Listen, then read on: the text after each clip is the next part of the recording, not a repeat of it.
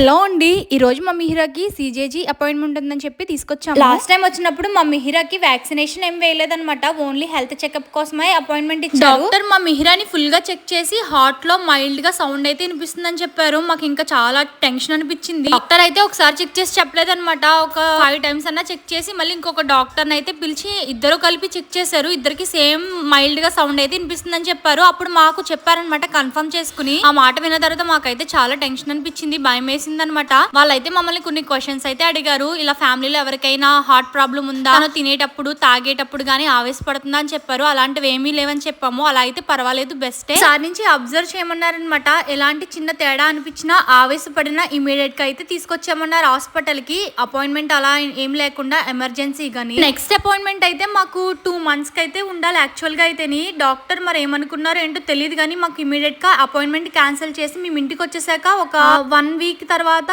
Appointment అయితే cancel చేసి 1 month కి ఇచ్చారనమాట. 2 months అపాయింట్మెంట్ క్యాన్సిల్ చేసి 1 month కి ఇచ్చేసరికి మాకు ఇంకా టెన్షన్ అనిపించింది. అలా టెన్షన్ పడతానే ఇప్పుడైతే ఈ చెకప్ కి అయితే తీసుకొచ్చాము. డాక్టర్ మళ్ళీ ఒకటికి 10 సార్లు చెక్ చేసి అంతా నార్మల్ గా ఉందన్న చెప్పాక మా మనసు అయితే కుదిరి పడింది అనమాట. బయట రిసెప్షన్ నుంచి లోపలికి వచ్చాక ఇక్కడ రిసెప్షన్ లో పిల్లల బట్టలు రిమూవ్ చేసేమని చెప్తారు. ఓన్లీ డైపర్ తోటే ఉంచమని చెప్తారనమాట. డైపర్ తోటే వీళ్ళ height, weight, head weight check చేసి డాక్టర్ దగ్గరికి పంపిస్తారు. డాక్టర్ చెక్ చేసే వరకు డైపర్ లోనే ఉంచాలి. డాక్టర్ అయితే మా మిహిరాకి ఫుల్ గా చెకప్ చేశారనమాట. 1 hour పైగానే ఉన్నాం డాక్టర్ దగ్గర.